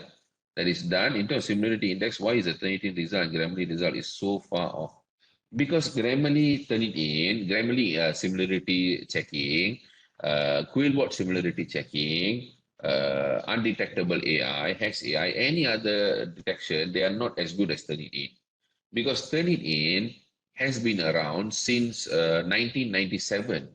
So they have a big database, okay, a huge amount of documents. And Turnitin AI, they spent a lot to develop the algorithm. So they are the best out there. Undetectable AI, hex AI, all this humanizing are all scam. They're just short term there to make money, scam you guys, and then move on. All right. You see, very long they won't be there. Just wait and mark my word. In 2 to 3 years' time, you wait and see they won't be there. Okay. So don't waste your money, lah. Research objectives and questions. Now let's go to RO and RQ. How many research objectives do you need for PhD? Okay, so we'll see what we have, lah. Okay. So now introduction done, background done, problem statement done. Now we go into RORQ. So a good, we skip all this, we go straight to research question design. Okay. We have PICO method to design your research question. P for population, problem process, I for intervention, inquiry, investigation, improvement, can be anything. C can be for comparison, many different things. C, O for outcome. Okay. Now, this is a simple example of what you might face. Problem. As consumers, we know that oil prices are volatile and affect almost everything we buy. Okay, so that is problem. Next is comparison. Regulations are used to create some measure of stability. This is the current practice of comparison. It's a comparative analysis. Okay, or current practice. You can do C, whichever C is suitable for you. And then you have intervention, interrupter, and so on. Speculators try to minimize risk and optimize profits by betting on the direction of future prices with options and futures. These are interrupters, interrupt the current practice. Okay. Outcomes, both speculators and regulators may lead to outcomes that will influence oil prices. Okay. The final research question would be, in rising oil prices, P, which is the problem, how do speculators, your interrupters, compare to regulators, who is your current practice of comparison, influence oil prices outcomes? So you know this is what you want to investigate. So you know this is sort of your hypothesis. From there, how you create your research question using PICO method. You can break down a segment, and from there you can write your research question. Okay. Now, problem statements to RORQ. Okay, and by using AI tools. Let's see both how we do it. No, let's see how we can generate RORQ effectively from a problem statement itself. This is a different topic. We're going to a different topic. I don't want to bore you guys with the same topic only. I mean, same thesis. These are different thesis. Okay. This is the given framework. Okay. So, yeah. Don't take it as a quantitative framework. Like. Take it assuming it as a solution. Okay, solution. So this solution has perceived usefulness, perceived ease of use, which goes into attitude, and then you got subjective norms, perceived behavioral control, then you got gender, and then you got intention to use either. Okay. Now, this comes in chapter 2, right? Your first thing is chapter 1. So this will come first, and then this will be constructed. All right. So here, the objectives are to investigate the influence of perceived usefulness, attitude, subjective norm, perceived behavioral control on the intention to use e-learning among students of universities with e-learning facilities. Okay, so investigate influence of perceived usefulness, attitude, subjective norm, and perceived behavioral control on the intention to use e-learning. Okay, so that is that. All right. Now, next thing, okay, before that, so this is the breakdown. So now let's go to the original problem statement. This is the topic. The also this is we coached from chapter 1 until then. So I know this is very personally. And the student graduated with a minor correction UUM. Now he's a politician, by the way. He's a politician, very famous politician. Okay, factors influencing the intention to use e-learning among students of Malaysian universities with e-learning facilities, group comparison analysis of gender. That was the topic. Okay, and we go down to the problem statement directly. So I'm not going to go through the whole thing. We don't have the time, but I'll highlight the key variables. Okay, key variables from the problem statement. Okay, it clearly mentioned attitude and intention, perceived usefulness. Okay, these two things were mentioned. Attitude is one of the ID. Perceived usefulness is one of the dimension. Yeah, one of the dimension. Okay, and then from there, zoom in the view. Right. So you have attitude, you have intention, and then you have perceived usefulness here. I'm just quickly picking up from problem statement how to design the RORQ. Okay, so this one is all there. Then finally, of all this explanation, next thing you can find is gender. Okay, gender is the moderator here. So if you go back here, perceived usefulness was mentioned. Attitude was mentioned. Intention was mentioned. Gender was not was mentioned. That was the moderator lah. But subjective norms are not mentioned. Perceived behavioral control not mentioned. Perceived ease of use not mentioned. This is where human touch is different compared to when you use AI. Later you can say when you use AI what happens lah. This is the human touch. Why you need all this? When you go through literature, you will realize that you cannot form perceived usefulness without perceived ease of use. They come hand in hand. Okay, they actually move together all the time, most of the time. So usefulness and ease of use, they come together because without ease of use, usefulness would not really reflect very well. If something is not easy to use, it won't really be useful. Okay, it will really affect whether people want to use it or not, no matter how useful it is. There will be certain amount of toughness, difficulty to use.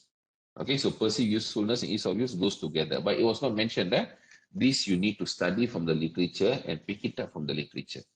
Okay, then next thing is attitude was mentioned as one of the main factor, but subjective norms and perceived behavioral control were not mentioned.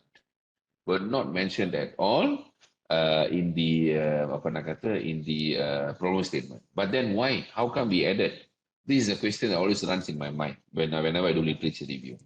Because attitude, okay, is somewhat a coupled factor with subjective norms and perceived behavioral control. They are all interrelated in literature. So you cannot bring in attitude alone. Not you cannot. It won't be. Complete. That's the right word. It won't be complete if you bring in attitude without subjective norms and perceived behavioral control. Okay. So that is where the human mind and the literature and the human touch comes in. Okay. And therefore, That's why we have all this in the objective here, which after that design the framework. So next thing, to investigate the influence of perceived usefulness, perceived ease of use on the attitude to use e-learning among students of universities with e-learning facilities. Then finally, to examine whether the relationship between the intention to use e-learning, perceived usefulness, all of this lah, perceived usefulness, ease of use, attitude, subjective norm, behavioral, all that, control differs between male and female gender. Okay, how does it differ between genders? That's the moderator. Okay, so that is how an objective from a problem statement, from a problem statement translate into objectives, which you will need literature to support. You need to go through it. You don't simply immediately say. If you ask me, can we actually mention ease of use and subjective norms and perceived behavioral control? Yes, you can. In this thesis, it was mentioned somewhere in introduction and background. It was mentioned, but I don't have the time to go through that. But in the problem statement per se, not necessarily you must mention, but in objective, you can bring it in. Okay, that is how you connect them. Now, if your examiner asks you, if this is your framework, they ask you, hey, all this not in a problem statement, where did this came from? Then you need to explain. You need to just say, based on this paper, this paper, this paper, this paper, I bring in subjective norm, perceived behavioral control, and so on. So now for those who use AI to read papers, these are the things you will definitely miss out because the flow won't know. The subjective norm will go hand in hand with attitude. The flow won't know. These are human mind's logic that we know. But AI won't know. 100% won't know. So when you use AI to read papers, this is what you guys miss out on the big time. Okay? All right? So now, if I take the entire problem statement exactly, wisdom of human, you cannot replace. Not that easy. To write a letter, you can replace lah. Even I write letter nowadays with AI. I'm lazy to write. But to do research and get the right logic out, not really. Okay? So this is the entire problem statement. I dare enough to copy this problem statement, put into Chat GPT until here. Sorry, until here. Okay, I took this whole problem statement. I put into Chat GPT, which is here. I can close this. I can close this. Now, this is okay. I've written a problem statement in education area. Will you be able to generate 3 to 4 research objectives for me? 3 to 4 is more than enough. Okay, it's more than enough. Of course, please share your problem statement. I'll help you generate some research objective. Okay. So, blah, blah, blah, blah, blah, blah. I converse with the FLIR. Then I give the FLIR the problem statement. Okay, here you go, all of it. Okay, then the FLIR give me these research objectives. Okay, all these are, I just print screen the whole thing. I paste it here.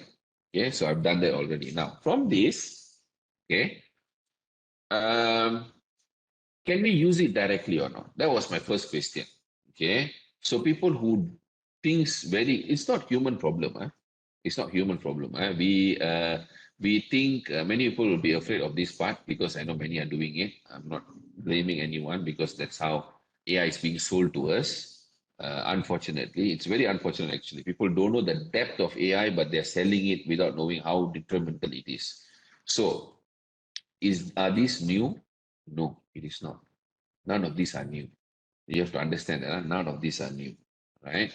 This first objective to investigate the factors influencing continuous intention to use e-learning in Malaysian higher education institutions came from this paper, right? You just can take and copy and paste. As I say, people use AI when they just copy and paste. I cannot believe that they never go to Google Scholar and search for it. They never did detailed forensic investigation whether this is true or not. And examiners will think like me. That's why I can create all this. Examiners will think like me. You'll go and search. Is this true? Is this all valid? Anyone done this before or not? Literature-wise, this is the first one. Determinants influencing the continuous intention to use digital technologies in higher education. Okay, MDPI paper, right? Already published. Factors influencing continuous intention, continuous intention, done, right? No comment, already done already. Okay, next one. To examine the role of social influence. This is what AI proposed in terms of objective. It never talk about ease of use. It never talk about a subjective norm. It never talk about perceived behavior, although those three are very, very important when to conduct this whole study, but therefore never mentioned. It went to something else. to examine the role of social influence on e-learning adoption among students in Malaysian higher education institutions. So, pull it up. This is the paper. Okay, 100% done already. Factors influencing students' adoption of e-learning, a structural equation modeling approach. Okay, so this is already done here, right? Then the next one is gender differences, which is already done in the thesis. This particular thesis, we have done it already, and the student already published the paper. So that's why you pick it up from there. You picked up from there. Then here, the final one, to evaluate the effectiveness of e-learning as a core teaching method in Malaysian higher education institutions. Okay, this one comes from this paper. E-learning in Malaysia higher education institutions, status, trends, and challenges from this particular paper. You can go and read. Okay, so Razanawati is very right. Initial draft, you need to refine and redo. My fear is people just take this, copy and paste. No, it is not giving anything new. It is giving you what is existing out there. Okay, you need to take rephrase already lah, nicely rephrase already. So you might think it's new, actually not new. So you take the flare, you need to see what else I can add into this. What else, how else I can change this? That's where you need to think. At least the flow already feed you with information existing. This is how you can write. From there, you can think, what can I replace? How can I change this and modify this and so on? Okay, I know not you guys, I'm not telling anyone here, but I've seen many who just copy and paste objectives, which became a complete disaster once examiners found out. So be very, very careful. So that's the investigation you need to do. Google Scholar will tell you all the information ready. Okay, all right. So what to do when you are stuck? Okay, when you're stuck in this kind of situation, when you don't know what to do, don't worry. You can always come back to us, can ask us. We always provide coaching and consulting in several different areas. We only know about all these problems by looking at many problems that are coming now. Otherwise, I will never know AI actually have all these problems. Okay, so the core areas that we normally focus on is PhD proposal consultancy, Scopus Web of Science publications, defense preparations, proposal defense examiner response, how to do it, data analysis interpretation, thesis to journal conversion, Viva preparations, thesis examiner response. Okay, and for those who are, and these are track record lah. Okay, PhD, zero corrections and so on. For those who are going towards their PhD, don't forget to start preparing your papers very early into your PhD. Okay, very, very early. Okay, these are some of the track record we achieved. Published before proposal defense. Won't happen all the time, I have to be honest, but sometimes can happen. All right, this is one Scopus Q1, Taylor Francis paper. This is one more, also Taylor Francis, Web of Science Q1. Okay, so that is what we do. Now going into significance of study, final segment, how to write it. Okay, wait, before that, has any tips to find relevant paper? For example, my title, thesis determinants of financial literacy among people with disabilities. Should I search paper with full title? Okay, to answer that question, I've just recently done a video. You go to this Google search, this one. Take this video, watch it. I've given you 6 very simple methods to search for the relevant paper that you need. 6 methods to get the right information you need from Google Scholar. Okay. It seems that each RO has 2 sub-objectives. Do we need to answer each sub-objective? If we do, which part should we rewrite? We rewrite the answers to the objective. Is it in LR? Okay. Actually, you can or cannot have, you can or don't need to have sub-objectives. It's just what ChatGPT give out the information. I didn't want to modify it. Okay, I just want to show as what the first showed. Actually, you don't need the sub-objectives. Just 1, 2, 3, 4 objectives enough, or 1, 2, 3 enough. Okay. Referring to your thesis DNA earlier, where does the relevant theory should be highlighted, discussed in chapter 1? Some people don't discuss it in chapter 1, they discuss it in chapter 2. Some people discuss it in problem statement. Like just now, in the problem statement I shared, there was a particular mention towards the final solution about a framework that we're going to adopt. That is somewhat will be related to theory later. Okay, that is all a connection to theory later. Okay, so please fill up your attendance form. While you're filling up, let me finish significance of study. Okay, significance of study is actually very, very simple and very important. You're basically going to answer why your research is needed, what is the justification and importance of this particular work, the impact in your research field, contribution to new knowledge, and how others can gain benefit from it. That's it. These are the 5 elements you need to address the significance. And this is, and always refer back to problem statement. And from there, this is a simple example. Okay. Okay, very simple one. These studies finding will rebound to society's benefit, considering that mathematics play a vital role in science and technology today. The greater demand for graduates with a mathematics background justifies the need for more effective life-changing teaching approaches.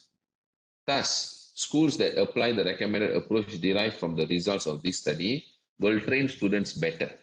Administrators will be guided on what should be emphasized by teachers in the school curriculum to improve students' performance in mathematics. For the researcher or researchers, if it is a group study, the investigation will uncover critical areas in educational processes that many researchers could not explore. Thus, a new theory on learning mathematics may be arrived at. So this is the kind of a problem. This is kind of a solution. Okay. And this is the final impact that you provide. Significance of study. Okay. All right. So that is what it's all about. It's not complicated. Don't get very confused. Significance. You are just selling your problem statement. You sold your idea. Significance, you sell your solution. As simple as that. I cannot remember literary studies. Like I told you, I've already shared the link earlier. It's up there. You can open and see if there's any sample there. You can take it from there. But you mean we have consulted? Oh, okay, sorry. My bad. We have consulted on arts, music, literature, applied linguistic, corpus, ESL, all these kind of things. We have done a lot on literature part, but literature is huge. Okay, sometimes I won't even understand which is which. Okay, but all these parts we have done before. Okay, all right. So free notes for today's class. Okay, excited as ever. I'm going to give you a very good paper, how to write your PhD proposal step-by-step guide. I'm going to give you a framework for rigorously identifying research gap in qualitative study. Okay. And then Rose's reporting standard for systematic evidence synthesis. For this is important for people who's writing chapter 2 with systematic review. Okay, this is, you can follow this. Whenever you want to write chapter 2 systematic review, you follow this paper. Okay, so make sure you fill up your information in that form there so that I can share all these notes with you.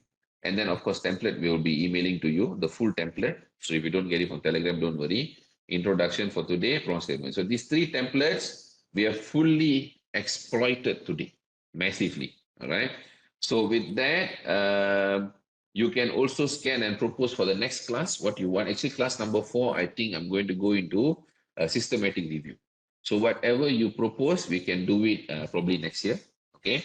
I think class number 4, most likely I'm jumping to systematic review. That's what I'm thinking. Actually, chapter 1 is supposed to break into 2 classes, but I found a way to merge all of it so you don't waste time. So next class, we can learn something else. All right. So for those who want to propose a new class for next year, because we're already almost in September, you can go to this link. Here is the link. Okay. By the way, click the link. Make sure you rate 5 star. Nothing less than that. Okay. Rate 5 star. And then in the comment there, you can write down what you want to have in the next subsequent classes. Okay. Don't forget that, not less than 5 star. All right. So thank you very much. No problem. How can I get a copy of the session? We will email to you. Don't worry. Okay, thank you very much. And then I think we are done. Yeah, done. Finish. Sharp 12:02. Done. Thank you very, very much, No Dr. problem, Thava, for this enlightening journey. I think everyone has been very actively engaged with the session, because I think chapter 1 is the most crucial parts when you want to craft your proposals throughout your, either it's PhD or master program. So I think most of those who are joining us today had great insights for today's note, and some of the things that I can pick up during the class. I think the first one is why and what we are doing it. Yes, and then when you developing the problem statements, you can use the PICO steps, right? And then I think it's very important for us to know how to take out the things that can be used or can't be used throughout the AI generated. Okay, so I think it's a very delightful session. Thank you very, very much, Dr. Thava. It's been a very great session. So for all the participants, you can see the attendance link in the chat box. You can fill in the form, okay, for your attendance. Those who ask for the recording sessions, all of this will be emailed to you. All right, so don't worry. I know everyone is definitely wants to look onto the record of this session. So with that, I think thank you once again, Dr. Thava, okay, Thank for you, guiding us Doctor. through the webinar. Okay, hope to see you in the next class, the next session. Sure. All right. Okay. Thank you. Just a quick one to all the Yeah, attendees sure. as well. Thank you very much to all the attendees today. I think they were great. Yeah. They had a lot of good questions and a lot of sharing. I can see a lot of people are quite worried also on how they Yes, were, true. misdirected. So still not too late. If you need to fix back, you can go and factually start back and see whether your documents, whatever you have gotten from AI, is true or not. That's very, very Yeah, important. Okay. true. Yes. All right. Thank you very, very much. So I think that is all for today. Thank you very much again, Dr. Thava and everyone. I think this is the most participants in the class, 450 participants today. Yeah, So quite yeah. a For me number. also. Yeah, quite a For number. me also. Surprisingly, yeah. So thank you very much for your Thank you, participation. Doctor. Thank you very much, Tawa. So this is me, Ilal Ain, bidding you bye bye and farewell for now. See you in the next session, Thank next you. class. Thank you Bye bye, very much, Doctor. everyone. Thank you to the organizing Sure. team as well. And thanks, everyone. See you guys. Bye-bye. All right. Bye Bye. bye. Bye.